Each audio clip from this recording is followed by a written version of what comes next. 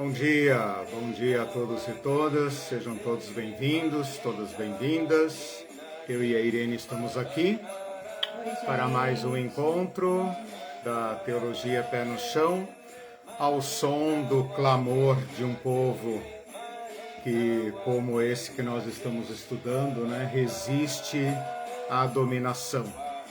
E por causa da presença do Império Branco aqui, descobriu suas forças, sua resiliência para também sobreviver. Quando os seus modos de vida, os seus meios de vida na floresta são ameaçados, eles precisam emitir o seu canto.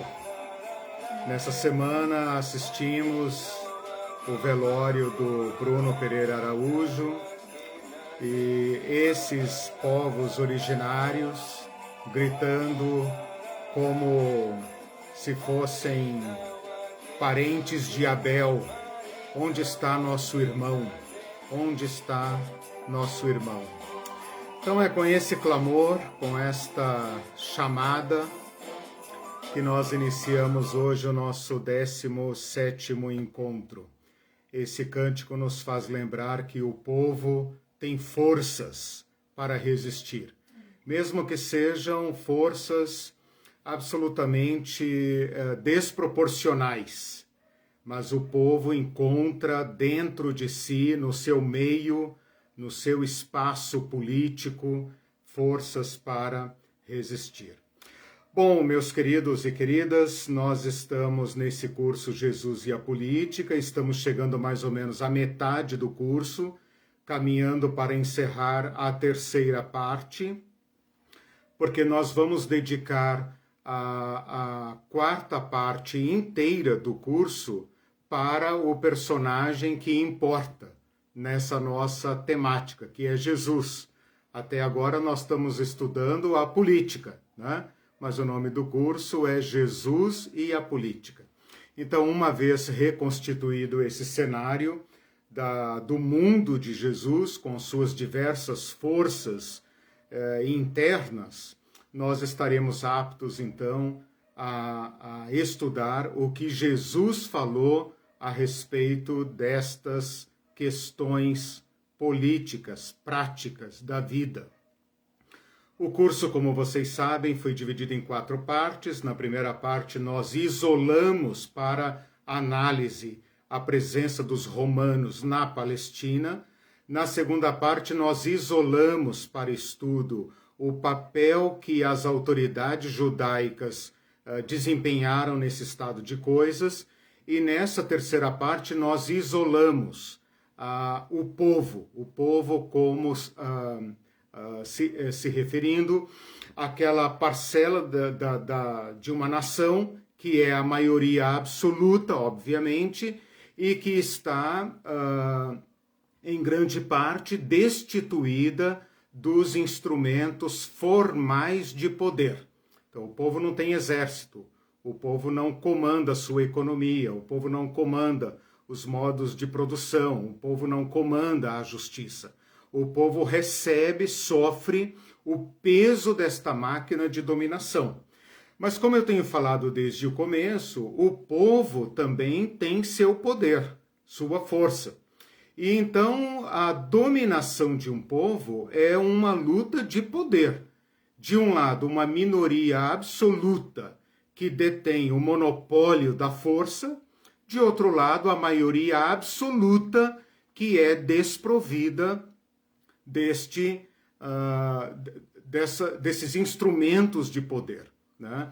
Então, essa relação absolutamente desproporcional de 99,5%, que é o povo, versus a elite econômica, a elite política, né? Ela é reajustada com uma concentração de poder nessa minoria dominante versus uma massa, né, a massa do povo, que é, então, expoliada do poder. Para analisar o povo nesse sentido que eu estou colocando, eu estabeleci 2 critérios, poderia ter escolhido outros, mas escolhi esses, que, a meu ver, são muito adequados para a análise que eu pretendo fazer, que são a violência, a reação violenta né, na verdade, resiliência. E nós já falamos então sobre as reações violentas organizadas, que justamente por serem violentas são obrigadas a sair do meio do povo, embora lutem em favor do povo, são obrigadas a sair porque se tornam clandestinos, né? E falamos também das reações não violentas, né? Do povo que reage, que se organiza, que pensa, mas não apela à violência. Agora nós estamos falando sobre resiliência e irresiliência. Hoje eu ainda quero falar sobre resiliência. Como eu falei na aula passada, quando nós tratamos do povo, o povo com suas forças, né, resilientes, a resiliência não é apenas a perseverança, resiliência não é apenas resistência. Resiliência é a capacidade de sofrer agressões, tragédias, catástrofes, violências e reagir de modo a captar a força da opressão e usá-la contra o opressor, de modo que este grupo agredido descubra mais força ainda para resistir. Bom, na aula passada nós falamos sobre o povo e sobre estes pilares da resiliência. Por exemplo, a capacidade que um povo tem de recorrer à sua memória, à sua identidade, capacidade que um povo tem de cultivar suas tradições, de praticar seus rituais, a capacidade que um povo tem de descobrir forças para ridicularizar o inimigo, né? A noção de história que o povo judeu desenvolveu justamente por causa das agressões que sofreu ao longo da vida, como a gente vê nas páginas do Novo Testamento e também nos documentos históricos da época. Eu pretendia ter falado sobre isso na aula passada, sobre o tema que eu vou tratar hoje, mas como ele é um tema muito rico e desperta muita curiosidade, então ele ficou para essa aula. Espero que a gente consiga avançar nesta temática. E a temática é sobre as multidões. O que são as multidões? Senão uma reação típica, específica, fluida de um povo. A formação de uma multidão é de grande interesse para toda a política. Desde os tempos antigos, durante toda a Idade Média, no mundo moderno, hoje ainda, as multidões representam digamos assim, uma ameaça para o poder constituído. Porque quando um segmento do povo, por razões que o próprio povo percebe, reage ajuntando-se, ele coloca em xeque todos os instrumentos de poder dos dominadores. Então aqui não precisa pensar ainda no Evangelho, mas vamos pensar amplamente. Vamos pensar, por exemplo, na história recente do Brasil, quando naquelas jornadas de 2013, por exemplo, grandes multidões começaram a se formar nos espaços públicos, nas ruas, nas praças, e deixou todas as forças de segurança, estaduais, municipais, federais, especialistas em segurança pública, em choque causado pela surpresa, para entender que movimento era aquele, quem liderava aquele movimento, quais eram as motivações daquele movimento, se aquele movimento era pacífico, se aquele movimento era violento.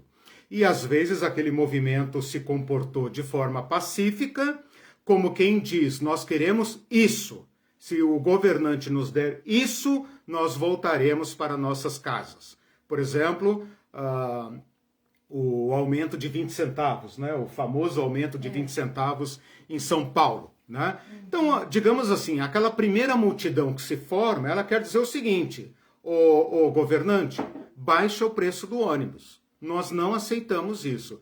Em tese, se o governante baixasse o preço daquela passagem, aquele povo voltaria ao trabalho, né? Voltaria à sua ordem, à sua organização. Então, enquanto o governante é tarado por ordem, né? Desculpe a expressão, mas enquanto a obsessão dos governantes é manter o povo submisso e em ordem, a multidão é a ruptura dessa ordem. E ela encurrala, de certa forma, o dominador.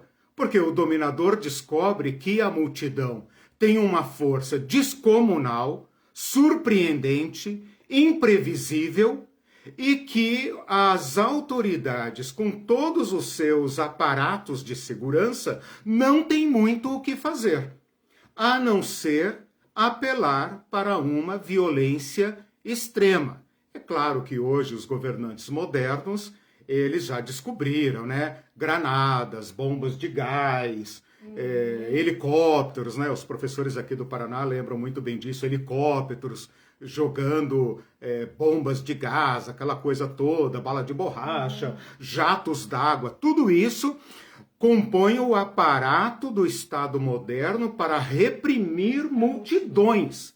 O que eles querem dizer com isso é: voltem para suas casas, peguem o transporte público, vão para o seu trabalho, recebam seu salário, gastem no comércio e voltem ao trabalho. Essa é, digamos, o grande objetivo do governante, né? E a sociedade, ela sofre esse aparato de segurança até um certo limite, né? Podemos pensar também na ditadura civil-militar do Brasil dos anos 64 a 85, né? Uma parte da população não entende isso e sequer entende o que aconteceu e fica até meio ofendido se a gente fala que foi uma ditadura civil-militar, porque os militares não fizeram aquilo sozinho. Mas quem viveu aquela época, né? Eu ainda era muito criança nos anos 70, quem viveu aquela época sabe dizer muito bem da vigilância que o Estado desenvolveu para não haver ajuntamento, né? Qualquer ajuntamento era suspeito e, em alguns momentos, proibido, né? Não, você não podia fazer um comício em praça pública para gritar contra certas violências ou contra ou em prol das suas necessidades, né? Nesse sentido, nós entendemos bem o que significa multidão. Um povaréu reunido não é necessariamente uma multidão nesse sentido que eu estou falando. Por exemplo, você tem uma multidão num estádio de futebol, mas uma multidão num estádio de futebol, ela não está necessariamente unida em prol de uma causa, a não ser o esporte, né? O seu jogo, o seu time. Embora, evidentemente, esta multidão na arquibancada possa se tornar uma multidão no sentido que eu estou falando, né? Da violência e tudo mais. Uma multidão reunida num show, mesma coisa.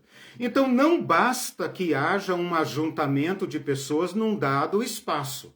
Por exemplo, uma estação de metrô em São Paulo, no horário do rush, é uma multidão. Nesse sentido sociológico, político que eu estou colocando, não é uma multidão, é apenas um monte de gente reunida, mas elas não estão unidas em torno de uma causa, em torno de um protesto, de uma reivindicação. Outra coisa importante é que não necessariamente a multidão tem uma liderança. A multidão pode simplesmente ser um grito generalizado, como parece ter sido as jornadas de 2013 aqui no Brasil, embora isso ainda não esteja totalmente esclarecido, né?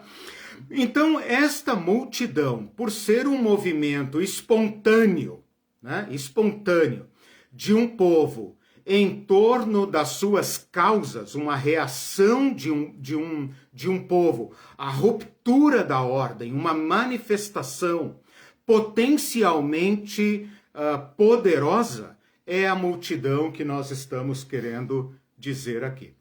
Por que é que eu estou introduzindo a aula de hoje com esta temática? Porque o Evangelho vai falar das multidões.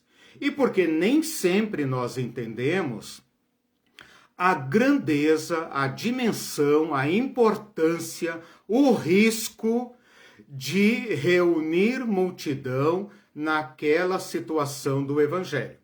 Se você não tem a noção que nós estamos construindo até agora, você pensa na multidão como esses pastores da televisão que falam: nós queremos uma multidão aqui. Uma multidão compareceu no nosso culto das 3 horas da tarde.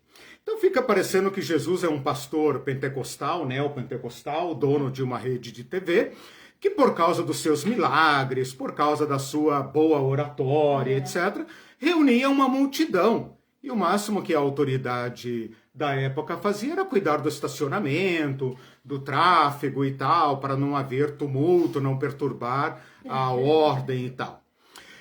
Esta imagem, aplicada ao Evangelho, é completamente falsa.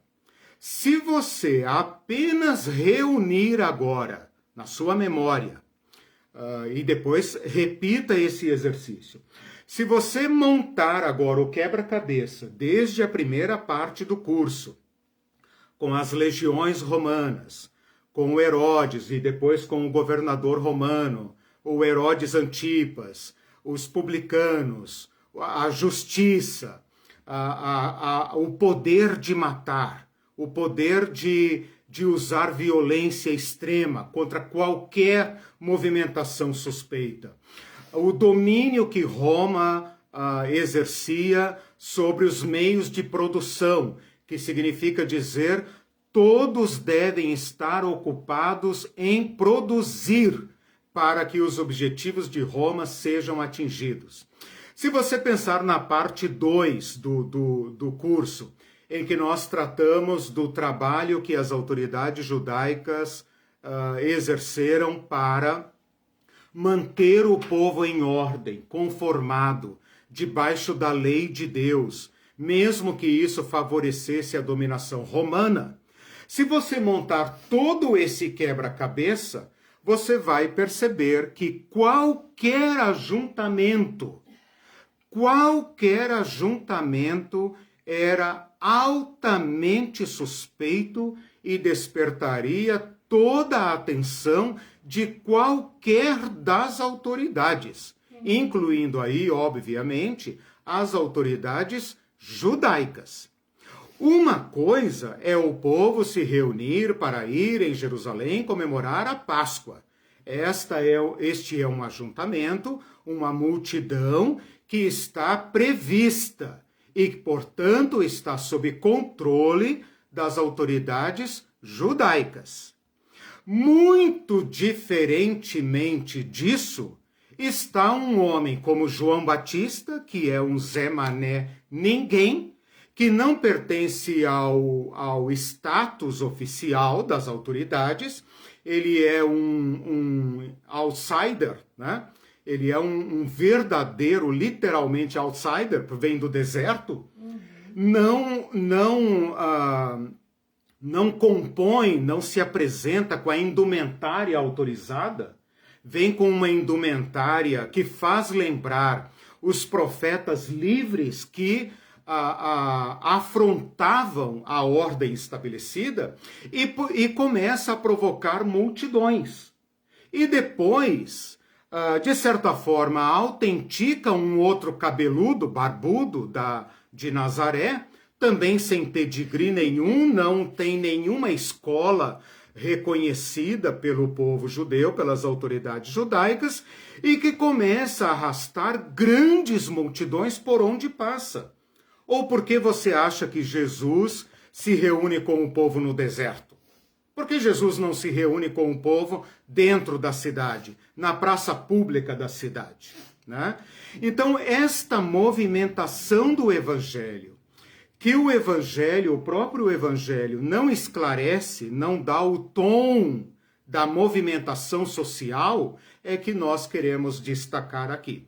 Então, o objetivo dessa aula é, abre aspas, pensar do evangelho as manifestações populares, quer sejam em torno de João Batista, quer sejam em torno de Jesus, quer sejam em torno de outros líderes, também fora da ordem, como aqueles que eu falei, os profetas, os sábios, os messias, os guerrilheiros, né? Qualquer ajuntamento, e também outros que aconteceram fora das páginas do Evangelho e que nós temos apenas uma pequena sombra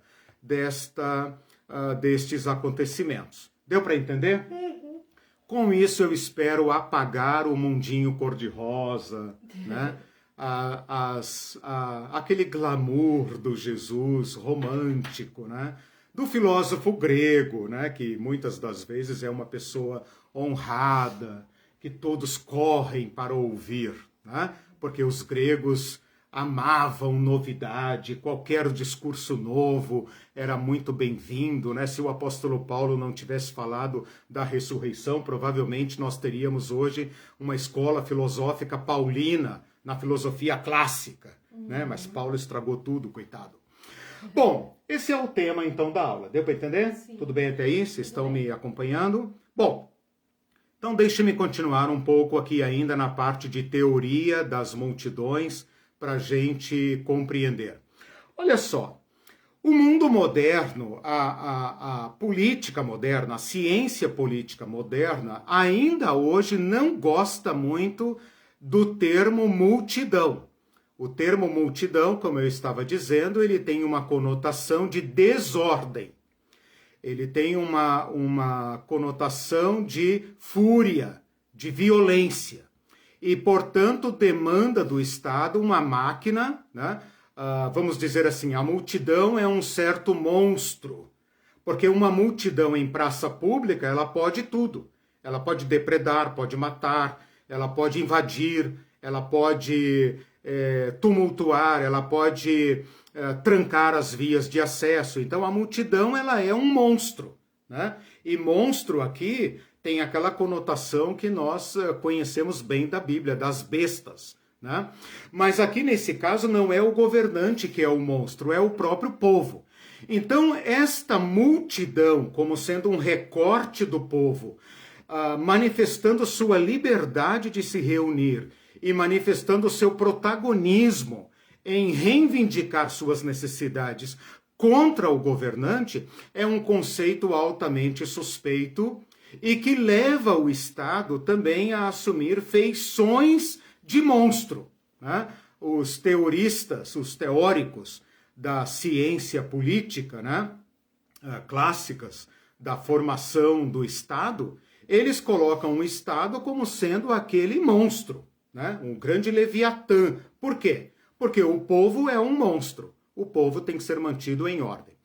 No lugar da palavra multidão, optou-se modernamente pelo sentido de povo. E povo, no Novo Testamento, também é conhecido. É a palavra demos, da onde vem a nossa palavra democracia. Mas o povo, ao contrário da multidão, tem aquele sentido de ordem. Por exemplo, se você pensar o povo brasileiro, nós somos 210, sei lá quanto, né? Porque o governo atual, o desgoverno atual, não sabe mais quantos somos, né? Mas, digamos lá, 210 milhões. Não importa aqui a quantos somos exatamente. 210 milhões de povo brasileiro. Compõem o povo brasileiro. Se você tirar aí uma pequena elite política, uma pequena elite multibilionária, milionária, ainda assim nós somos o povo brasileiro. Povo tem esta noção de ordem, né? O que são esses 210 milhões, senão o povo que está pegando o transporte público, indo ao SUS ou aos seus, como é que chama, seguro-saúde, etc., trabalhando, vivendo, comprando, passeando, estudando, vivendo, dormindo, se divertindo. Este é o povo brasileiro. O povo brasileiro. Esse povo tem necessidades. Essas necessidades, em tese, deveriam ser encaminhadas ao Estado. E o Estado moderno deveria atender estas necessidades. Bom, não é necessário dizer que tudo isso é apenas uma aparência, né? Uma série de violências está presente nesse estado de coisas. Quando nós vamos para o povo do Antigo Testamento, nós temos aqui uma situação mais dramática ainda. Por quê? Porque esse estado presente, no caso Roma, né, embora a gente não use a palavra Estado para esses povos antigos, esse império romano não está ali para cuidar do bem-estar do povo. Então nós não podemos fazer uma relação direta entre nós aqui do Brasil, né, povo brasileiro, povo paraguaio, povo colombiano, povo cubano, povo norte-americano. Não podemos fazer uma relação direta sem maiores explicações entre nós e o judeuzinho lá do século I. Por quê? Porque o poder que governa o povo judeu é um poder invasor estrangeiro que está ali para manter a ordem do povo a fim de explorá-lo melhor. Então, é claro que os nossos estados democráticos de direito o são nas definições jurídicas legais. Eles acabam se tornando, para uma grande parcela da população, como se fosse um império romano, e não como um estado democrático de direito. Isso todos nós sabemos, né? E alguns países estrangeiros representam para nós não apenas um povo vizinho, mas também na prática, um império romano. Né? Mas isso tem que ser levado em conta, então, aqui no século I. Além disso, você tem uma elite política religiosa, político-religiosa, dos judeus, que são aliados desse poder estrangeiro e que também quer o povo em paz. Por quê? Se o povo for mantido em paz, cada um no seu quadrado, cada um cuidando da sua roça. Se você perdeu a roça, problema teu, vá trabalhar de jornalista. Jornalista não é imprensa, né? Jornalista é do diarista, né? A palavra jornal significa dia, né? O que essas autoridades querem é que o povo fique no seu lugar. Por quê? Se o povo sai do seu lugar, se o povo começa a se deslocar da ordem estabelecida pelos romanos, as autoridades judaicas perderão seu status. Então é importante dizer que esse é o estado de coisas. Bom, se você então agora consegue estabelecer relações com a sua realidade cidadã e política, você então pode analisar melhor esta questão das multidões no Evangelho. Né? Não são multidões românticas, são multidões que estão oprimidas, apertadas a um ponto que elas assumem o risco do ajuntamento, mesmo que as cidades estejam cercadas de tropas romanas. Mesmo que Roma seja agora o poder onipresente daquela situação. Eles assumem o risco de ir ao Jordão ver o João Batista, que parece um profeta. Parece que Deus visitou o seu povo, como você vê no cântico de Zacarias, no cântico de Isabel, no cântico de Maria, na esperança de Ana, de Simeão, quando Jesus nasce. Porque havia uma ardente expectativa de que Deus visitaria o seu povo e nos livraria dos nossos inimigos. Portanto, o povo não está indo ao Jordão fazer piquenique. O povo não está indo ao Jordão passear com sua família no fim de semana. Pelo contrário, o povo está se deslocando em dia de trabalho. Eles não estão indo lá no sábado. No sábado não pode viajar. No sábado não pode trabalhar. E não consta que João Batista tenha realizado seus rituais de batismo no sábado. Portanto, o que você tem ali são pessoas que estão sendo oprimidas à exaustão ao ponto de largar o arado, largar a vendinha, largar o comércio, largar os barcos, largar as redes, está sacando aonde eu estou chegando? Largar a carpintaria e ir ao deserto. O que vão fazer no deserto? Jesus perguntou para eles. O que vocês foram ver no deserto? Um príncipe? Um homem do povo? Uma autoridade? Não, um profeta. E eu lhes digo mais, o maior dos profetas.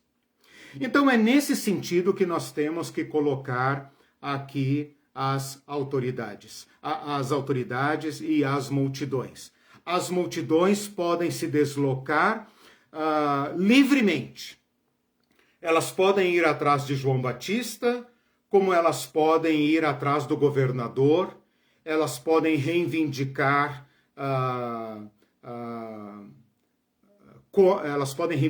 redução de impostos, isenção de impostos, ela pode reivindicar purificação do templo, ela pode protestar contra as autoridades, ela pode ir para o deserto se reunir. Pode, entre aspas, né?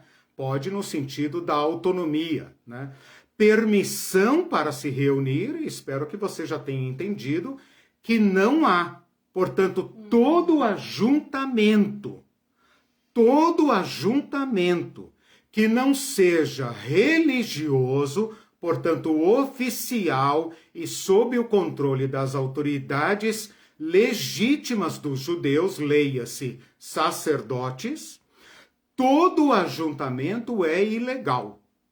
Ilegal, como é que é? Imoral e engorda. Não engorda aqui, que traz violência. Por quê? Porque é suspeito. Assim como todo ajuntamento hoje é suspeito, não autorizado e despertaria imediatamente a reação das autoridades, muito mais na época de Jesus, ok? Então, acho que agora nós estamos chegando perto de pensar nos evangelhos. Hoje não okay? Não que seja proibido, mas tem que avisar, né? Então, a Irene tocou num ponto importante. Hoje, quando você vai fazer um grande ajuntamento, uma manifestação, um comício, uma passeata, normalmente, né, até para evitar problemas, evitar violência, os líderes pedem autorização das autoridades, inclusive conta, né, com batedores, com a polícia, fazendo a segurança do trânsito e tal. Em tese, é assim que funciona. Na prática, qualquer pisada fora do risco é perigoso que as autoridades reajam. Se elas entenderem que aquela multidão é ameaçadora, ela usa o aparato de repressão, de controle de multidões. Né? Pode ser uma greve, pode ser MST, pode ser professores, pode ser alunos, pode ser quem for. Né? O Estado, de modo precípuo, né, existe para manter a ordem. E nós, brasileiros, não podemos esquecer desta porcaria, porque está na nossa bandeira. Ordem e progresso. Só não dizem para quem. Né? Exatamente. A Ivanilde fez um comentário aqui. A Ivanilde tem experiência. Conta aí, Ivanilde. Mas ela fez pensando em ajuntamento, não sei se ela pensou em Marcha para Jesus também. Ela falou, nos eventos gospel, usam muito essa frase, a multidão está na glória de Deus. mas nada fazem de concreto para melhorar a vida do povo. Uma bancada evangélica que não trabalha em prol do povo, mas equidade, assegurar direitos do povo, mas sim mercadores da fé e usam a multidão. Sim, talvez ela esteja com certeza, com certeza. Nesse sentido, essa multidão não está revestida dessas características que eu estou colocando aqui, sociológicas e políticas, né? Essa multidão da Marcha para Jesus, ela pode parecer com uma multidão num show, né? Ela é uma multidão guiada, orientada, né? Você tem ali os líderes que dirigem tudo, que ordenam a multidão e tal. Então ela é uma contramultidão, digamos assim, né? Ela expressa número, né? Porém ela é completamente orquestrada, né? Docilizada para apenas cumprir uma pauta que é organizada pelos seus mentores, né? Então seria como um desfile do gado. Não, gado, desculpa, do rebanho. Que hoje rebanho também chama gado, né? Não, rebanho, né? Usei uma palavra evangélica. Entendi, que essa palavra está sendo muito usada, então. Sim. As pessoas podem não entender. Mas é rebanho. Não, mas eu estou fazendo uma crítica mesmo. Né? Eu estou fazendo uma crítica de um povo que desfila de modo alienado, adestrado por sua liderança, que os usa para auferir mesmo, poder político. Quem quer demonstrar força e capacidade de negociação política são os líderes, não o povo. Esse povo que desfila ali está desempregado, pega ônibus cheio, pega metrô lotado, não tem escola de qualidade, não tem seguro-saúde de qualidade. Qual é a massa do povo evangélico? A massa do povo evangélico é a classe média alta? A maior composição do povo evangélico é o quê? É a classe média que vive nos condomínios fechados e que vai passar férias em Miami, na Europa? Não. A massa do povo evangélico é formada de pretos, pobres, pretas, desempregados, órfãos, viúvas, famílias quebradas, que vão ao SUS, que morreram de Covid, que não tem estudo de qualidade. Essa é a massa do povo. Esse povo não poderia se organizar para reivindicar teto, saúde, escola, educação, proteção, segurança nas favelas, nos bairros periféricos? Poderia.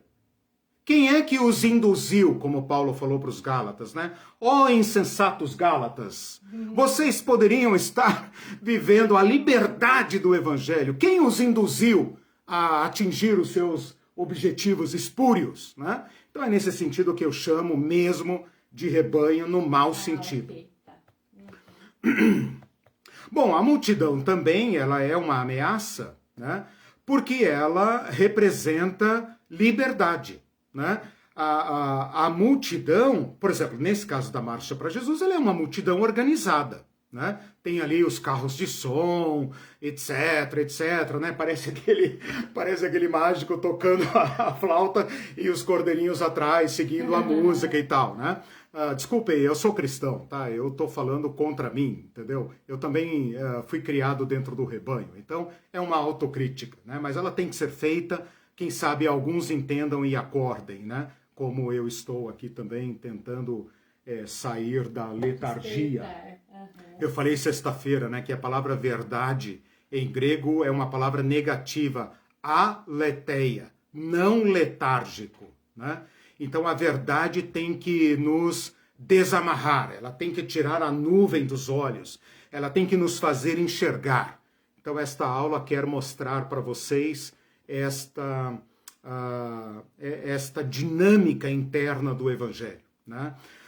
Eu estava dizendo uma questão sobre liberdade, porque veja, essa marcha para Jesus é uma marcha organizada, né?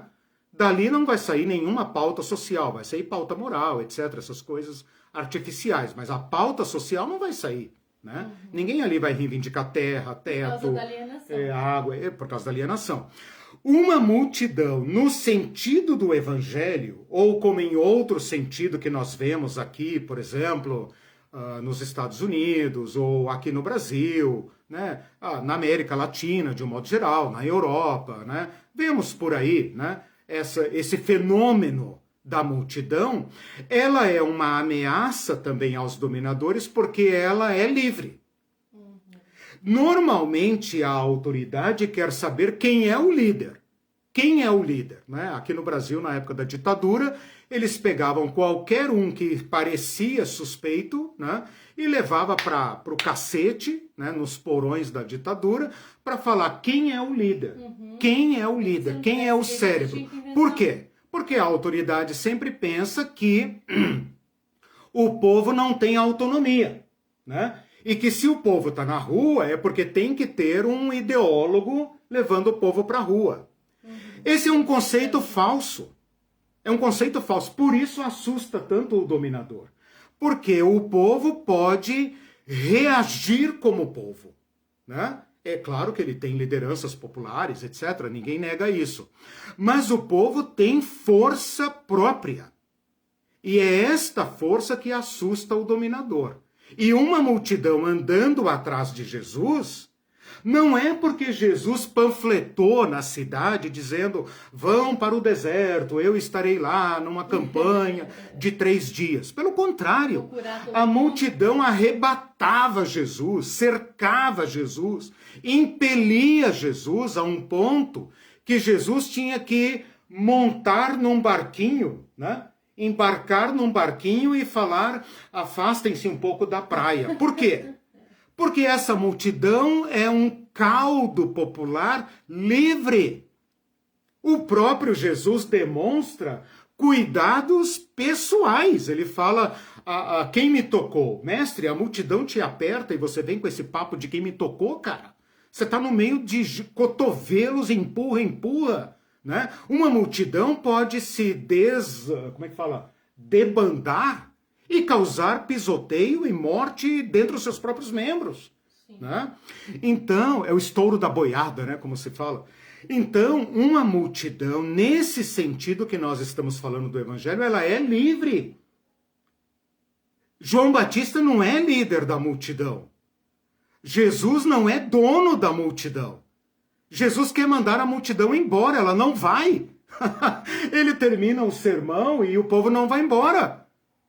E Jesus tem pena da multidão. E ele fala, meu Deus, eles estão, meu Deus, né? Meu Deus, eu mesmo, né? Ó Pai, né? Ó Pai. Eles estão aqui há 3 dias. Eles nem comem. Eles nem comem. Eu não posso mandar essa multidão embora. Porque uma multidão irritada, doutrinada pela liberdade do reino de Deus, inspirada pela mensagem de Jesus Cristo, com fome, poderia assaltar a primeira vila. E Jesus temia pelo massacre do povo. Então é nesse sentido que nós temos que ler o Evangelho. Tudo bem, então, agora eu estou pronto para entrar no Evangelho. Tudo isso foi para lembrar vocês, lembrar a nós mesmos, né, que essas multidões do século I não se parecem com a multidão dos estádios, com a multidão das igrejas, com a multidão das marchas. Não se parece com isso. Ela se parece mais com um tumulto, uma turba. Olha a palavra turba, que o Evangelho usa. A palavra turba não precisa nem definição. Eu pensei em estudar essa palavra, nem precisei. Né? Você tem a palavra perturbar, turba, conturbar. Quer dizer, ela está implicitamente ligada a essa conotação, vem do latim, o latim é romano, né? Ela vem dessa noção de perigo. Povo com fome, oprimido, sem teto, sem terra, sem educação, sem saúde, é um perigo. Né? A Ivanilde falou uma coisa interessante na Marcha para Jesus, os políticos que eles elegem no palco, já não falo o púlpito, mas acho que ela quis dizer que eles podem lançar candidatos. Claro. Por exemplo, geralmente ficou... foi o mês passado. Que sim, aqui em Curitiba, Jesus. em diversos lugares. Lugares. É uma data claro. bacana, porque todo mundo está falando nas eleições, sim, pré-campanha. Sim. Você lança ali, você pode... lançar, a ideia é lançar, tipo, esse aqui, depois você aí segue, viu, Ivanilde, nos púlpitos, começa, a apresentação é no palco, depois segue no púlpito. Antigamente, a Marcha para Jesus era mais discreta. Hoje não, hoje o candidato sobe no palco explicitamente, quer dizer, é um comício disfarçado, né? Explicitamente, por isso que eu chamei de rebanho. Em 2018, né? Bolsonaro subiu no púlpito e fez a arminha. E aí esse ano está nos caminhões, nos trios elétricos, também, conduzindo as ovelhas. Por isso que eu lembrei de Paulo dizendo para os Gálatas, insensatos Gálatas, quem vos seduziu? Esses que querem tomar conta de vocês, vocês são livres. Vocês são livres. Por que vocês estão desfilando atrás de falsos pastores? Vocês são livres. Né? Sigam aqueles que falam ao coração de vocês. Sigam aqueles que atendem às verdadeiras necessidades de vocês. O Evangelho. Mas aí você vai ter que reler o Evangelho. Esse é o meu esforço aqui. Mais algum comentário? Não. Tá. Então espero que vocês estejam entendendo. Agora eu vou então para o Evangelho. E quero mostrar para vocês a maneira como o Evangelho fala das multidões. Prestem atenção nos números.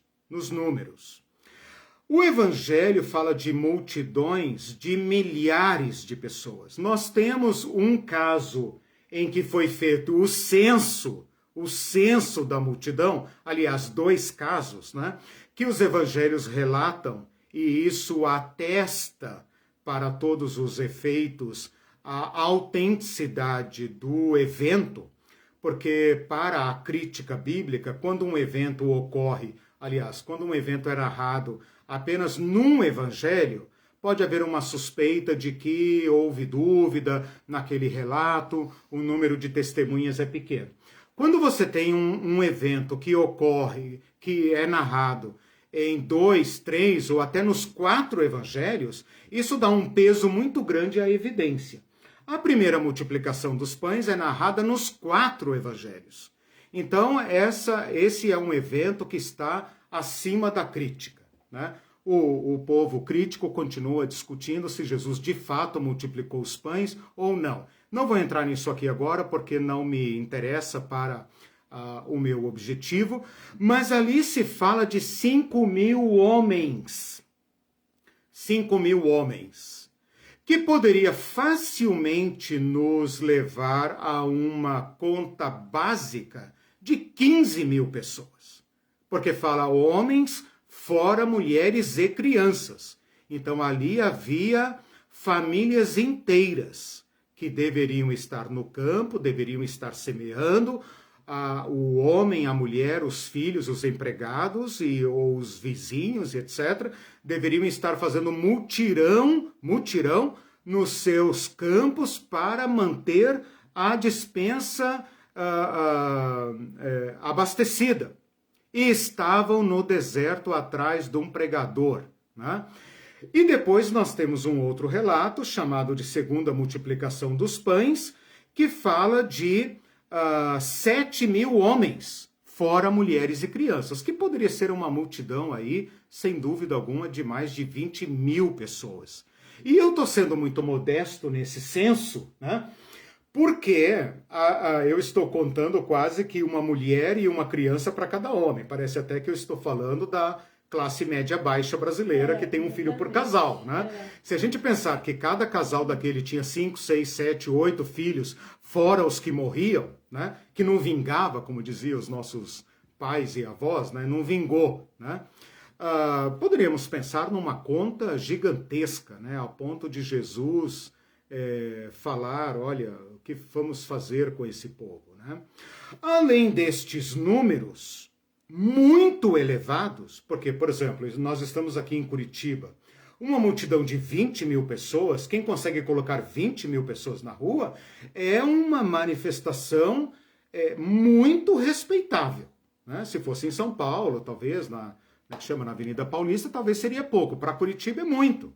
Imagina para as pequenas vilas da Galileia.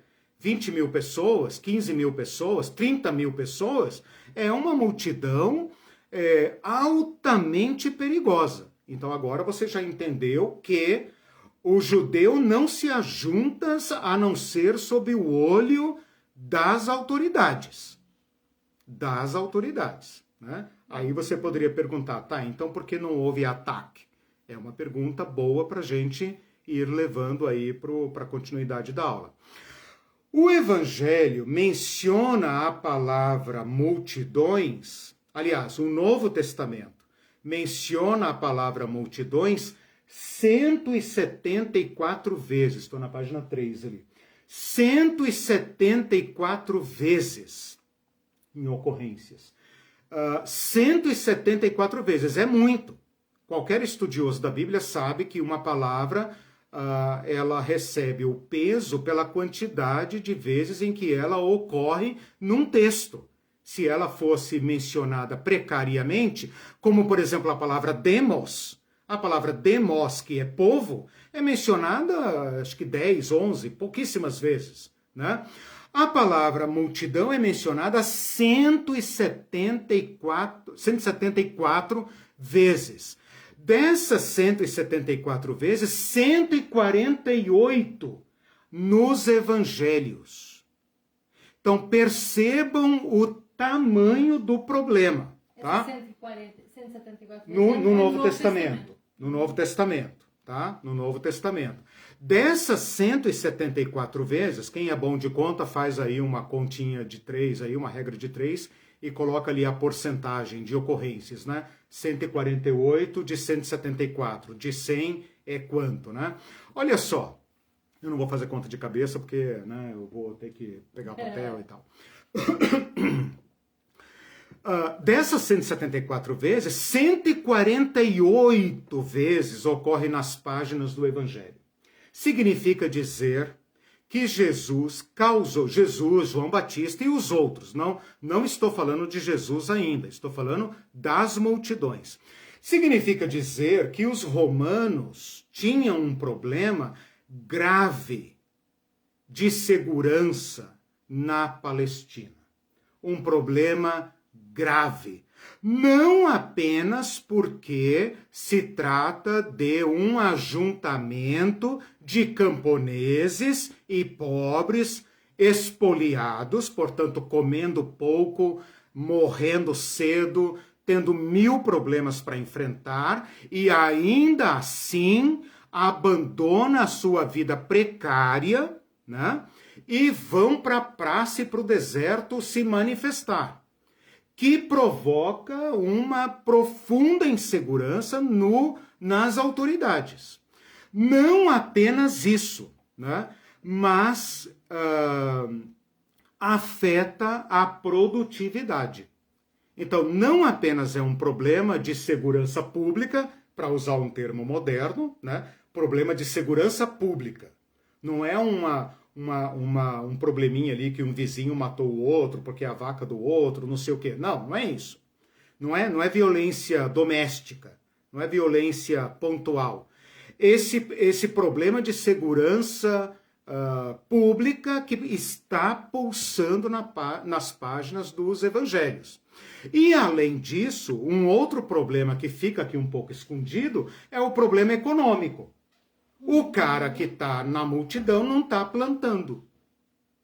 O cara que está na multidão não está plantando, não está semeando, não está tocando o gado, não está pescando, não está fazendo. O que isso significa? Queda de produtividade, queda de arrecadação de tributo e agravamento da questão social. Por quê? Porque se eles estão tão pobres que eles preferem largar tudo e ir para o deserto, significa dizer que o problema da fome, o problema do desabastecimento vai agravar. Então, uma multidão hoje é um problema para o próximo ano. Por quê? Porque o agricultor, tipicamente, é uma atividade que requer a fixidez, a fixação do homem no campo. O cara não pode sair dali, né?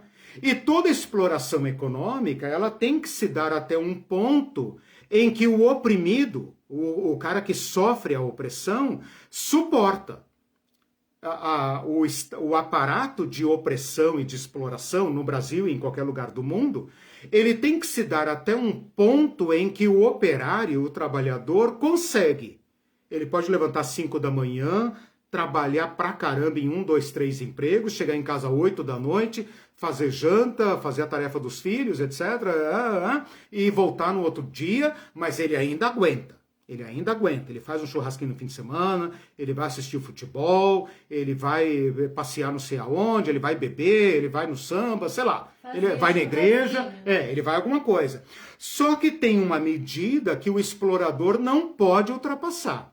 É levar esse subordinado, esse súdito, ao desespero. Ele não pode ultrapassar essa linha, né? Aqui no Brasil está se ultrapassando, né? E espera-se que o povo reaja, né? Eu acho que as autoridades brasileiras ficam com aquela ilusão assim, não, aperta um pouco mais, né? A gasolina subiu, o diesel subiu, mas aperta, o povo aguenta. Eles tiram da poupança, eles tiram não sei da onde, um empréstimo não sei para onde, né? eles aguentam. Não vai pra né? rua, não. Um dia essa corda vai estourar, né? E se eles tivessem um pouco mais de conhecimento da história, né? Das grandes revoluções, das grandes mobilizações populares, eles tomariam um pouco mais de cuidado, né? Os povos lá de cima, do norte, pelo menos têm esta sabedoria política, né? De dar boas condições aos seus trabalhadores. Que o trabalhador, bicho, o que o trabalhador quer? Salário e curtir. É isso que ele quer, ué. Né? Agora, se você fizer do trabalhador um trabalho de morte, de fome, de tragédia, de exploração, você sabe que você está esticando a corda e um dia esse povo pode abandonar tudo, a enxada no campo, abandonar a indústria, falar que se dane todo mundo e vamos rachar, como aconteceu no Chile, né? No Chile eles disseram, nos tomaram tudo até o medo. É isso, não temos mais nada a perder, vamos para a rua. No Brasil ainda né? tem. No Brasil medo, parece né? que as pessoas ainda têm o que perder e eles querem matar a galinha dos ovos de ouro, né? A fábula, né? Mas os governantes têm que entender que pode arrochar, pode acordar às 4 da manhã, sim, eles podem. chegar às 9 da noite, fazer a tarefa dos filhos, limpar toda a casa e tal. Mas tem que ter o churrasquinho no fim de semana. Exato. E não isso tá arrochando faltando. demais, porque não dá mais para fazer. Exatamente. Com pé de frango não fica legal. Não fica bom.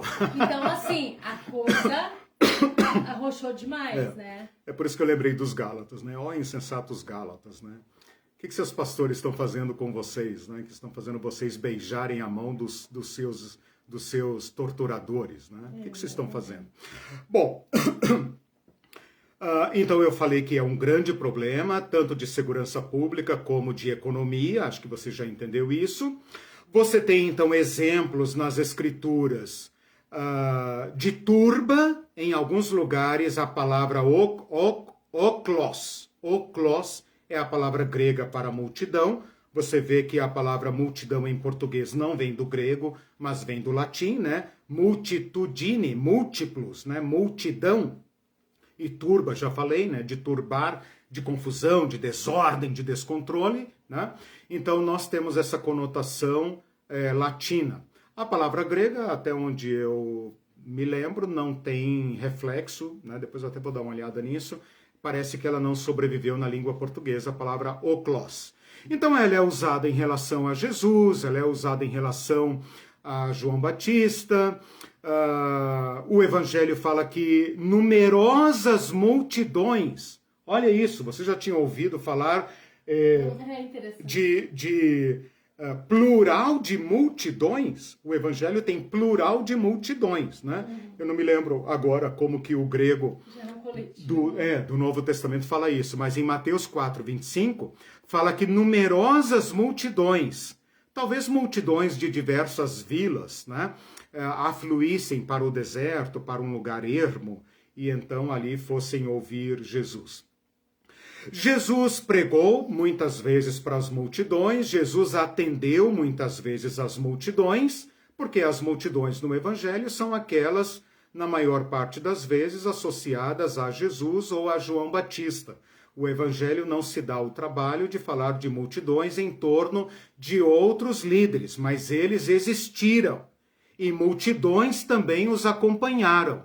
E nem sempre de modo pacífico, como João Batista e Jesus, né? Nem sempre de modo pacífico, ao que nos consta, né? Porque há exemplos de violência que estão aí sugeridos nas páginas do Novo Testamento. Tem uma passagem de Jesus com as multidões que ele fala que ele tinha compaixão das multidões. Ora, por que Jesus tem compaixão das multidões? Porque aquelas multidões não deveriam estar ali. Porque os pescadores deveriam estar com seus barquinhos. Se eles estivessem pescando o suficiente para pagar os impostos e ainda suprir a necessidade de suas famílias e sobrar um pouquinho para fazer uma festinha no sábado, né? Eles não estariam ali. Eles não estariam ali, né? E Jesus então tinha compaixão da multidão. Agora olha essa frase, como ovelhas sem pastor. Significa dizer, claro, a gente pensa logo na igreja, né? As ovelhas e seu pastor. Mas não é isso que está dito aqui. Não tem igreja ainda, muito menos ovelha, muito menos o pastor que nós conhecemos. O que tem aqui é a ovinocultura. E Jesus está olhando para a multidão como uma multidão que busca um pastor. E por isso está ali, vai atrás dele, vai atrás de João Batista, abandona Jesus porque não gostou do que ele falou, vai atrás de um zelote, vai atrás de um rabino. Ovelha sem pastor. Ora, ovelha não vive sem pastor. Ovelha sem pastor significa que elas não encontram pastores que lhes deem o sentido. Mas aqui tem uma advertência. Se elas encontrarem alguém que atenda, que perceba e atenda a necessidade delas, elas o seguirão. Elas o seguiram no ano 66 a 70 da guerra. O povo foi favorável à guerra. Por quê? Porque acreditou em falsos pastores que disseram: peguem suas armas, porque o Senhor nosso Deus nos libertará. Jesus falou para Jerusalém: ó Jerusalém, ó Jerusalém, se você tivesse entendido o meu pastorado, o meu pastoreio, o meu chamado, vocês teriam alcançado a paz. Mas vocês não ouviram. Então eu lhes digo que os seus pastores são mercenários, são bandidos. Ele vê vir o lobo e foge, e deixa vocês morrer. Isso que aconteceu, né? Os líderes se fecharam dentro de Jerusalém e o povo ficou lá fora para morrer e para servir de massa de manobra, para servir de pressão, para servir de comoção para os líderes aferrolhados dentro da fortaleza. Pelo menos esses líderes foram coerentes e morreram também, né? Você está falando, explica o contexto que você está falando.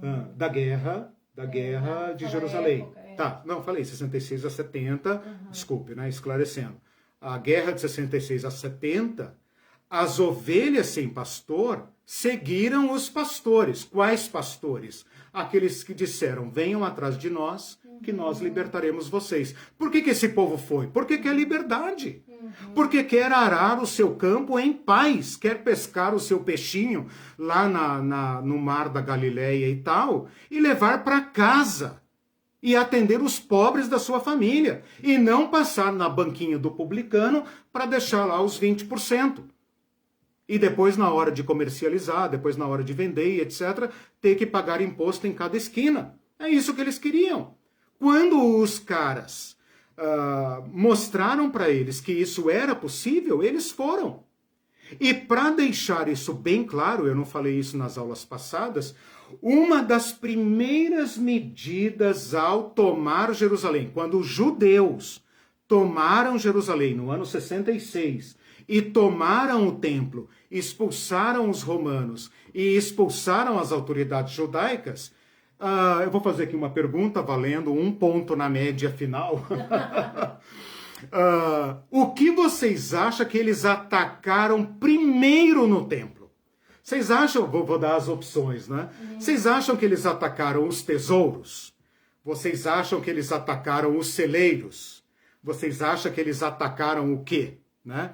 Eles atacaram o rol das dívidas.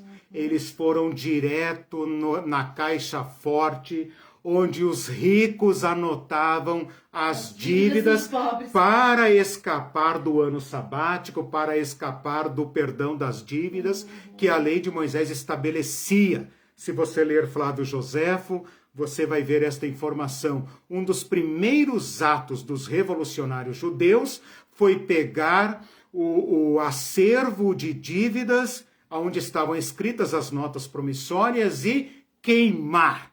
Foi uma fogueira santa. Não essa da Igreja Universal, obviamente, mas foi uma fogueira santa. Né? Queimar as dívidas. Ninguém deve mais nada para ninguém. Perdão das dívidas. Pronto. Todo mundo agora é um cidadão livre, todo mundo pode tomar suas terras, todo mundo pode voltar para os seus campos. Só que esqueceram de combinar com os romanos, né? Esqueceram de combinar com os russos, e daí esses camponeses morreram. Né? Esses camponeses não foram poupados. E eles acreditaram que Deus iria... Seguiram os pastores nesse sentido. Seguiram os pastores nesse sentido. Por isso que eu falei que Jesus tem compaixão da multidão. Por que tem compaixão da multidão? Porque a multidão está buscando um líder e ela percebe suas próprias necessidades, isso é importante. Ninguém convocou aquela multidão. Lembra disso. Os pastores hoje da igreja, eles falam, eu quero uma multidão lá. Vai ter um endereço na rua tal, na praça tal, na catedral, não sei do que, chegue cedo e tal. Eu quero uma multidão lá para eu fazer meu espetáculo e tal. Beleza. Isso é a multidão que nós conhecemos hoje. Essa multidão aqui não. Ela vem atrás. Jesus foge, sobe na montanha, anda por cima do mar. Olha a rota de fuga de Jesus, né? Atravessa o mar andando para escapar da multidão. E a multidão vai atrás. Quando Jesus chega lá, a multidão já está lá. E a multidão, em João 6, quer fazer de Jesus um rei. Só João diz isso. Por que só João diz isso? Por que Mateus, Marcos e Lucas não dizem?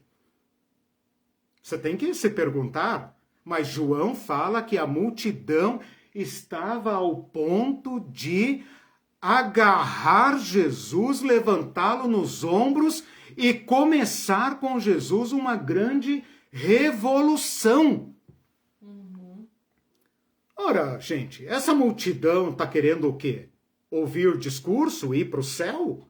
Não. Essa multidão está querendo o quê? Está querendo liberdade. Está querendo paz para viver. Está querendo terra, pão, peixe. Está querendo semente. É isso que essa multidão quer. Ou porque eles iriam fazer de Jesus um rei? Poderia fazer dele um rabino. Era tão fácil criar uma sinagoga, né? Tinha tantos mestres, tantos rabinos. Era só falar, Jesus, monta a tua sinagoga que eu vou para lá, né?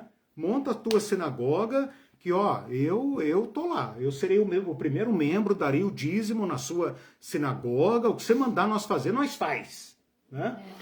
Jesus poderia ter feito isso, mas eles não propõem a Jesus ser um pastor religioso. Propõem a Jesus ser um rei. Você ainda não entendeu que a motivação dessa multidão é libertária? Que essa multidão quer liberdade?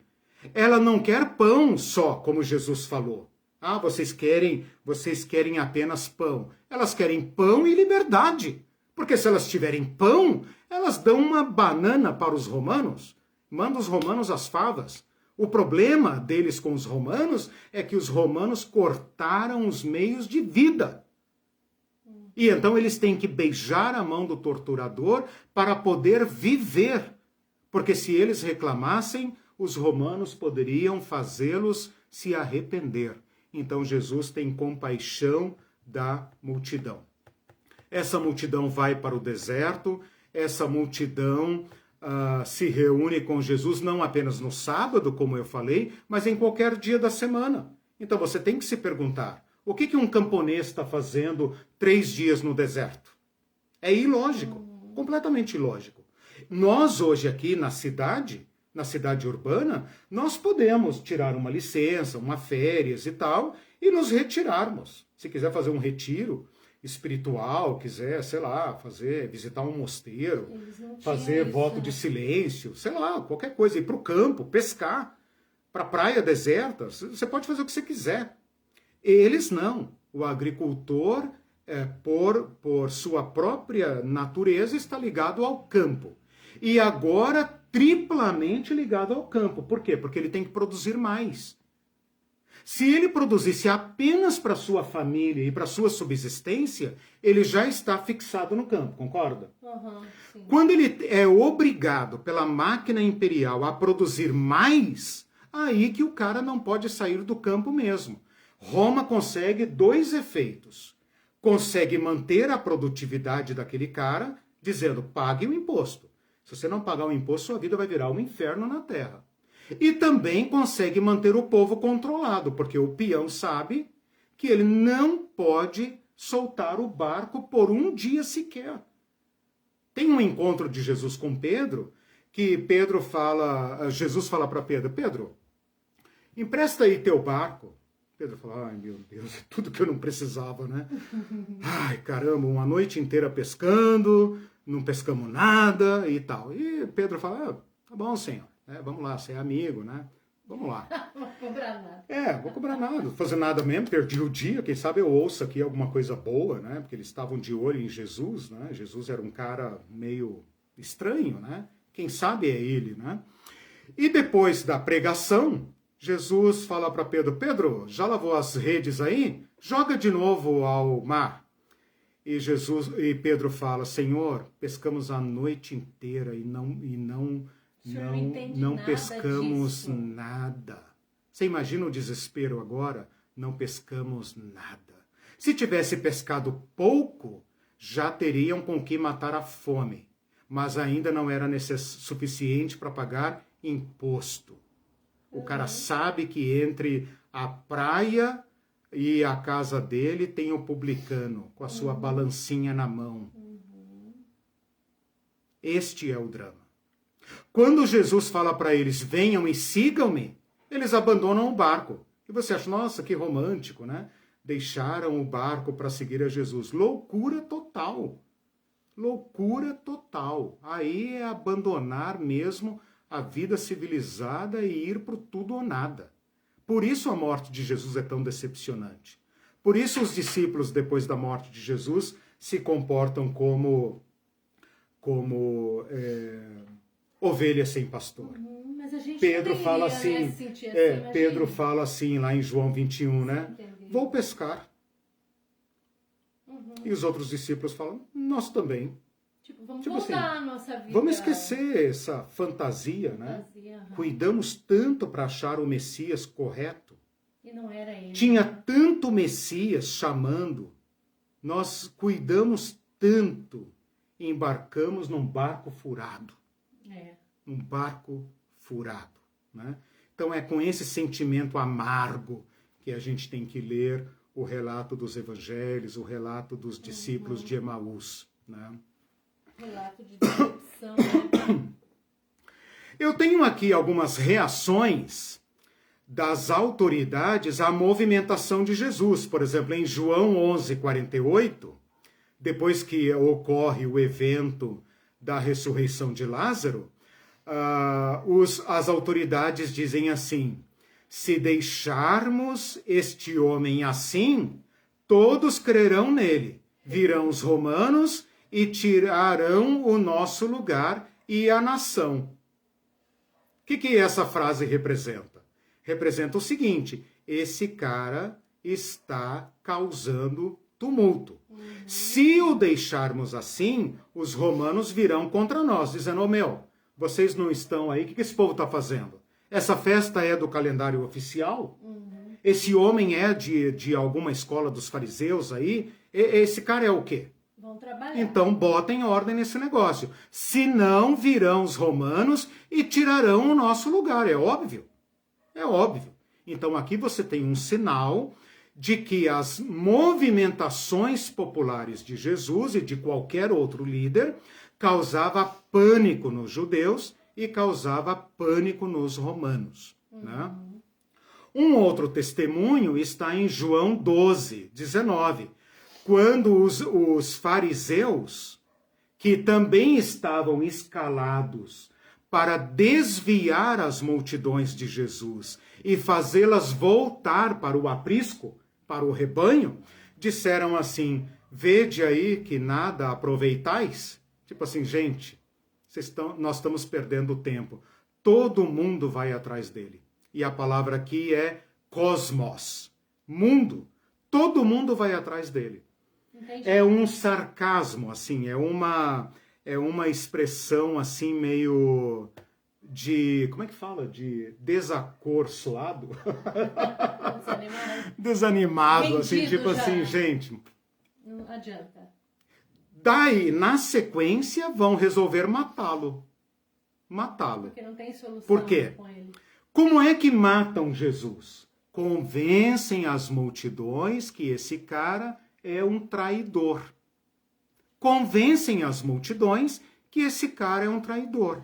Por isso as multidões estão lá diante de Pilatos dizendo: crucifica-o, crucifica-o. Porque como é que eles iam mudar de ideia assim tão fácil? Então eles foram convencidos por fake news Foram convencidos por fake news, por ideologias. Ideologia religiosa. Olha, esse cara vai levar vocês para a guerra. Ele está se autoproclamando rei. Ele é um falso Messias. Vocês não estão vendo? Venham para nós, volte para a igreja, volte para a sinagoga, volte para os rabinos. Os rabinos dirão quem é o Cristo. Então as multidões foram. Isso mostra um pouco da fluidez da multidão. Como a multidão de fato é assustadora, fluida. Por isso Jesus não confia na multidão. Ele lida com ela, orienta a multidão, mas ele não confia na multidão. Porque ela é volátil. Ela é volátil, exatamente. Ela pode mudar de ideia como mudou. Ela é livre e ela é também manipulável. Interessante que a gente ela pode partir para a violência, ela pode fugir, ela pode... Ninguém tem controle sobre ela. Você sabe que a gente lê e não percebe isso, né? Isso eu falo que é fazer conexão das escrituras. Porque se a pergunta que fica é: se a multidão seguia Jesus, né? Deixava o trabalho do campo para seguir Jesus, por que ali com Pilatos eles decidem que Barrabás é melhor do que Jesus e que ele deveria ser solto? Porque essa mudança de pensamento. Exato. Porque eles foram convencidos que realmente ele não era aquilo que eles esperavam. Bem observado. A multidão tem necessidades latentes que só ela percebe. A elite não sabe as necessidades reais do povo, da base da pirâmide, né? Esse povo que compõe a maior parte de toda a população do mundo, né? Esse povo esse povo tem necessidades que nenhum sistema político consegue encaminhar, né? O povo consegue encaminhar suas pautas, suas verdadeiras pautas para compor o plano de governo, para compor políticas públicas? Não. De fato, todos os sistemas fracassaram, né? Como dizia Churchill, a democracia é apenas o melhor deles. É ruim, tá? Tudo bem, é ruim, é falho, é precário, mas é apenas o melhor que nós conseguimos fazer. Então, ruim com a democracia, muito pior sem ela. Mas a multidão percebe suas necessidades e ela, eventualmente, rompe a ordem para, de modo direto, não pelas vias indiretas, pelas autoridades, mas de modo direto dizer à autoridade o que ela precisa. Ora, se um líder se arvora um representante destas necessidades, ele pode sim cativar essa multidão. Por quanto tempo ele vai cativar essa multidão, não se sabe, né?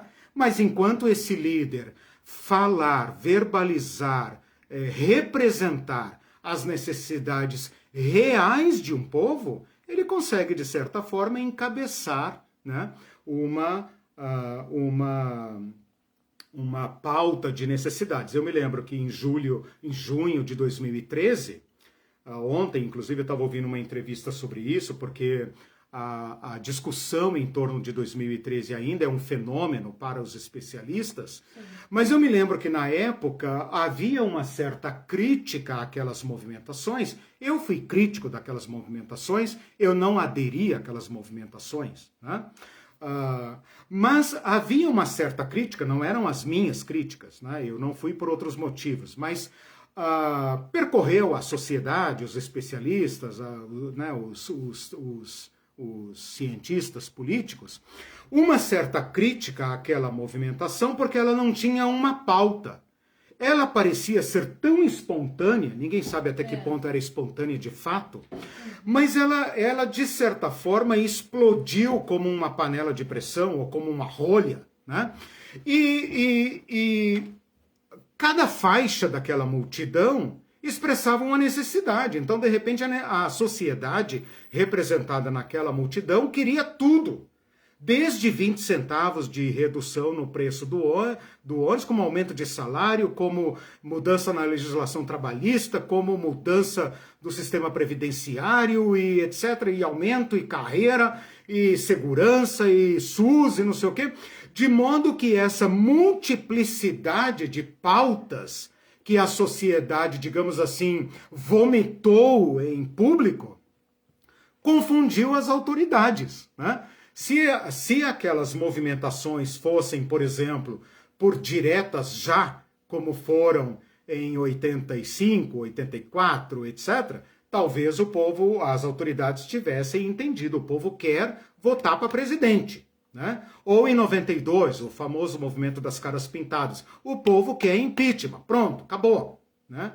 Mas aquelas manifestações de 2013 mostram essa volatilidade das multidões. E esse fator intrínseco à formação da multidão é o que mais assusta a autoridade, né? Vocês devem se lembrar que aquela multidão chegou a quebrar vidraças de prédios públicos em Brasília. Que aquela multidão chegou a subir na cúpula do Congresso, né? Tem aquela cena noturna da multidão tomando conta, invadindo tudo. E as autoridades da época, né? As autoridades de segurança pública, avaliando qual era o momento de agir, né? Deixa a multidão expressar suas reivindicações, sua liberdade, ou devemos reagir e dispersar, né? Essa multidão pode se tornar violenta e invadir um prédio público e ameaçar a integridade dos políticos, ou ela apenas quer se manifestar, né? E, né, felizmente foram manifestações em grande parte pacíficas, né? Claro, teve excessos policiais e etc., mas eu estou apenas, não estou defendendo aquelas manifestações, estou apenas invocando-as como exemplo recente de uma tensão entre a formação do povo versus as reações da sociedade. É muito importante que vocês entendam isso, não esqueçam isso, que se trata de uma comunidade agrária, de uma sociedade agrária. Aquele povo de 2013, eu me lembro, né, de estar no meu local de trabalho, no meu expediente comercial normal, e ver na hora das 5 horas, 6 horas, a multidão afluindo para as praças. Ou seja, é uma multidão urbana, trabalhadora, que uma vez cumprido o seu expediente, vai para a praça se manifestar. A maioria das manifestações se deu no final do expediente. Eu me lembro de estar dando aula no período noturno E os meus alunos falaram, professor, nós vamos para a rua, nós vamos para a rua, nós vamos para a rua. Eu falei, bom, gente, né, eu vou cumprir aqui, eu sou pago para dar aula até 10h30, então eu vou dar aula. Né? E a multidão passar gritando na janela da faculdade e eu ficar ali pensando, bom, né, tal, não sei o quê, damos aula, aproveito para falar um pouco sobre aquela manifestação e etc, etc. Truques de professor, né? Este povo aqui não é urbano. Este povo aqui tem, tá, o pequeno comerciante, o pequeno funcionário, né? Tem uma certa burocrata, uma certa burocracia, tem. Mas 95% é camponês. Então aqui tem um ingrediente, uma agravante, digamos assim. Quando foi que os camponeses no Brasil, na América Latina ou em qualquer lugar chegaram à conclusão que eles deveriam sair do campo e marchar para o lugar onde as autoridades estão e dizer para elas, nós não aguentamos mais? Estudem. O Brasil não foi sempre urbano. A América Latina não nasceu industrializada e urbanizada, né? Todos os nossos povos aqui, todos os povos do mundo foram rurais. E num dado momento passaram a industrialização e a urbanização. Nós estamos estudando uma sociedade na Bíblia que é rural, camponesa, agrária. Portanto, o seu deslocamento tem uma agravante muito grave. Tem uma agravante aqui muito considerável. Por quê? Porque levou o camponês ao desespero, para o cara abandonar o campo, para o cara largar as vacas, os jumentos, os animais, as crias, a vaca prenha, as ovelhas, os barcos, largar tudo isso e ir para o deserto sem alimento, sem provisão, mostra o desespero destas multidões.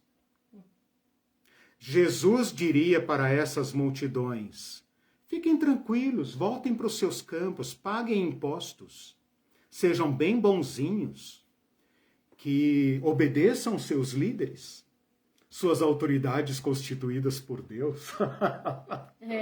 E orem por elas. Jesus teria sido morto antes de 3 anos. Eu garanto para vocês. Tem muito desespero aqui. Tem muito desespero. O passo da violência, né? A transição desta multidão resiliente está a um passo da violência. Um passo da violência. E as autoridades sabem disso. E por isso têm medo. Por quê? Porque se uma multidão, isso é universal, se uma multidão descamba para a violência, a autoridade, o dominador, não tem remédio a não ser adotar violência extrema. Matar muito. Hoje, como eu estava dizendo no início da aula, o aparato do Estado desenvolveu um mecanismo de dispersão e de controle, de dissuasão das multidões. Na época dos romanos não tinha canhão d'água, não tinha bomba, não tinha bala de borracha, não tinha nenhum instrumento de dispersão da multidão. Mas tinha uma coisa que os romanos adoravam usar: espada e cavalaria. E porrete. E usaram. E usaram muito. E mataram muita gente. Os evangelhos não narram eventos de violência especificamente dirigidos a João Batista e a Jesus. Mas não se esqueçam que ambos foram presos, né? É possível que as autoridades tenham ficado naquela zona crítica, né, de encontrar qual o momento de usar a violência. É possível. É possível. De qualquer forma, embora Jesus mesmo tenha sido ameaçado de violência e por fim tenha sido preso, assim também João Batista, nós não temos um relato de violência contra a multidão reunida em torno de Jesus. Mas tem diversos casos, que eu não vou ter tempo de falar aqui, de uso da violência extrema para conter uma reação popular.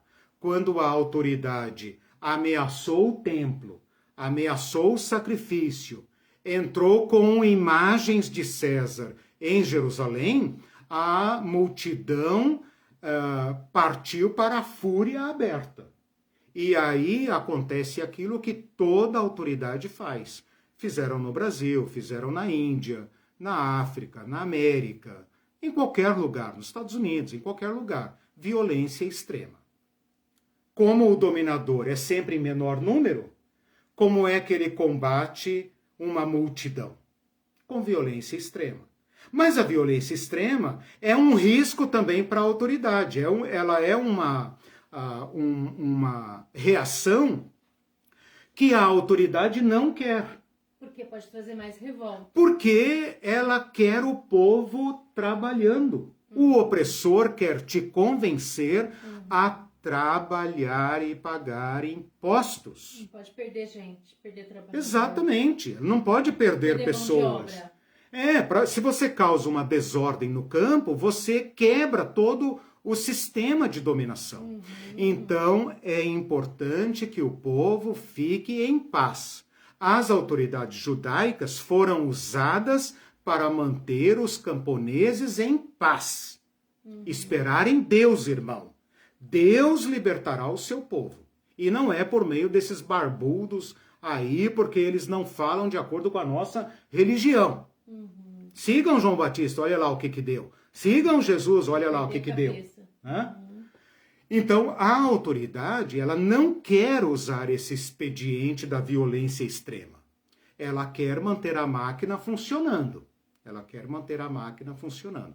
Então, o objetivo da aula de hoje era fazer uma análise mais sociológica, mais política, dessa movimentação de gente, né? Eu peguei aqui uma frase do Raul Seixas, teve uma hora aqui que eu falei alguma coisa que você lembrou do Raul Seixas, né?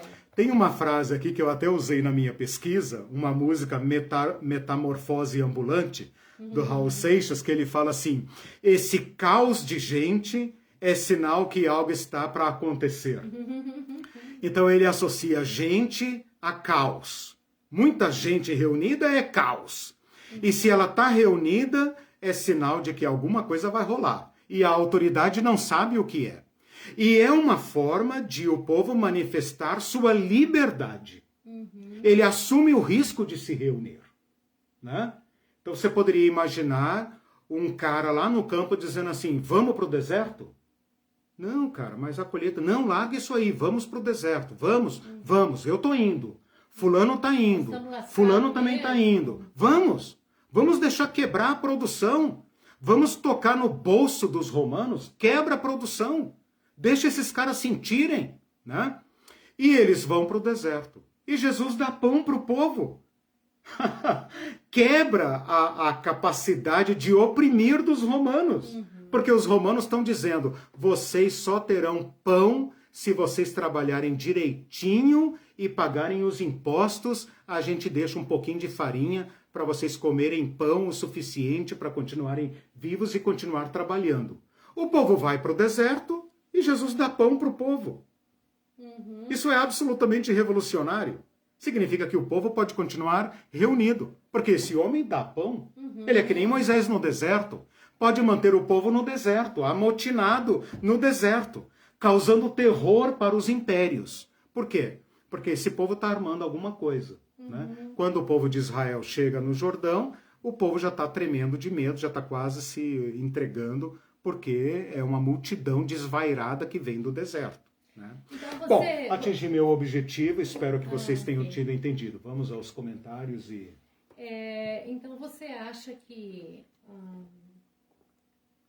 Porque eu vejo muitas pessoas comentando que alguns exageram e falam que Jesus era só político e sim. tal. Dividem Jesus. Dividem, E cometem o mesmo erro dos fundamentalistas, isso. né? Então, eu queria entrar nisso. Os fundamentalistas acham assim, não, o objetivo de Jesus era salvar a alma. Salvar a alma, mudar a eternidade da pessoa. Você diria que isso é um erro de interpretação gravíssimo, porque justamente porque... Grave pelos efeitos que causa, né? Sim, porque justamente pelo fato de eles estarem, a multidão estar reunida e Jesus estar ali no meio e não ser algo lícito, entre aspas, né? Não era já era um grande risco.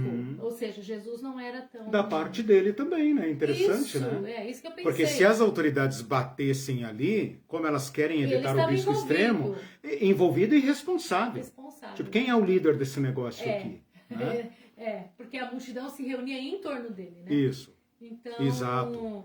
Então, ela era espontânea, mas era atrás dele. Sim. Então ele é o foco, ele é o perigoso. O foco podia ser tido como líder, né? Exato. E ele não... Por isso a ameaça se dá contra Jesus, contra João Batista e não contra a multidão. Porque em tese o romano não quer massacrar a multidão, não porque seja compassivo, mas porque vai eliminar máquinas, né? Certo, máquinas que produzem mão de obra. Sim. Então, eu diria que... e outra coisa, você nunca vê ênfase nele dizer, em nenhum momento, né? Pelo que eu conheço dos evangelhos. Em nenhum momento ele dizendo, gente, vai pra casa, se as autoridades chegarem vai dar problema pra mim e pra vocês, então vão lá plantar. Ele nunca fez isso, né? Não. E agora você tá mostrando o aspecto que o fato dele ter multiplicado pães, que a Bíblia relata o que? Umas duas... Bom, existe em todos os evangelhos, como eu falei aquela hora, atestado. Quantas vezes isso aconteceu? Pelo menos duas, de praxe, né? Exato. Porque pode ser que a Bíblia, os evangelhos contem que foi duas vezes, mas que era uma coisa de praxe. Então a gente não sabe isso, né? Ser. Mas então, eu tô falando isso para pontuar que essa leitura que Jesus veio só salvar a alma e que Jesus não se envolveu com política, porque isso é dito, isso está na boca dos evangélicos fundamentalistas constantemente. É o Jesus do céu. E claro que os teólogos liberais tentam jogar a coisa pro lado guerrilheiro, né? Tipo assim, Jesus é um líder revolucionário, apenas, né? Jesus é o Che Guevara, Jesus é o Zelote, né? Então a gente não pode fatiar Jesus, né? Exatamente. Esse é o ponto. Considerar Jesus um revolucionário, um guerrilheiro, um Che Guevara da Bíblia, ou sei lá, qualquer revolucionário, um Zapata, né? Mexicano, qualquer revolucionário da era moderna, é repetir o erro fundamentalista. É um fundamentalismo às avessas. Como se Jesus fosse um self-service, né? Um menu, e você fala, não, eu gostei do Jesus bom pastor, eu gostei do Jesus guru, eu gostei do Jesus administrador, aprendo técnicas de liderança com Jesus, gostei do Jesus revolucionário, gostei do Jesus filósofo, né? Não, tudo isso para nós é um reducionismo equivocado, porque perde a grandeza do Cristo. O que nós estamos fazendo aqui é uma leitura integrada do Evangelho. Aí você poderia dizer, como eu também digo para mim, tá, mas então eu preciso saber tudo isso para ler o Evangelho? Precisa. Precisa. Para não tirar conclusões erradas. Precisa. Né? Por que não está escrito na Bíblia? Porque o cara não vai escrever para o cara que sabe isso, ué. Ele escreve o fenômeno é Jesus. O cara inovador é Jesus. Né? Escrever sobre Pilatos, escrever sobre violência, sobre crucificação, né? Não era o caso. Né? Então nós precisamos desta compreensão do ambiente de Jesus. Esta minha aula de hoje responde uma pergunta minha. Eu sempre me perguntei o que esse povaréu estava fazendo atrás de Jesus. Por que João e Pedro, e André, e Tiago, abandonam o barco para ir atrás de Jesus. Eu penso, cara, mas esses homens são, assim, aquele missionário perfeito, né? Você vai pregar sobre missões na tua igreja, daí você fala, vem comigo, eu farei de vocês pescadores de homens, nós precisamos de pessoas no povo da Amazônia, não sei o quê, e aqueles caras pedem demissão da fábrica e tal, todo mundo, e vão para o seminário, para as escolas, fazer missões e tal. Mas, cara, que povo maravilhoso, né? Não, não é isso. Não é isso. É o povo desesperado. É o povo que perdeu todas as chances de vida e lhe resta o desespero. E ele vai transformar o desespero em força. Isso é resiliência. Né? Um povo que está debaixo da máquina de opressão, mas que encontra forças para se reunir, para reivindicar, para protestar, para seguir quem ela quer. As autoridades querem que sigam os líderes oficiais. E ela vai atrás de quem ela quer. E Jesus fala, as minhas ovelhas ouvem a minha voz, e por isso me seguem. E por isso elas são bem-aventuradas. E por isso elas herdarão o reino dos céus na terra. Ivanildo diz assim, os fundamentalistas querem salvar as almas e apoiam os acumuladores, o neoliberalismo capitalista. Bem incoerente. O Gilberto diz, excelente exposição e argumentação. Parabéns, Eliseu. Legal. E a Ivanildo agradece também. Muito obrigada aos nossos queridos. Terminamos de novo com essa musiquinha da floresta, de um povo resiliente, né? Que há 500 anos, ou por aí, resiste à presença da opressão, que quer tudo, não importa que esse país seja gigantesco, quer a floresta, quer a água, quer o subsolo, quer tudo. E essa então é a música de um povo resiliente. Deus abençoe vocês, que ilumine vocês, a todos nós, para o Evangelho. Tchau, gente, boa semana. Boa semana.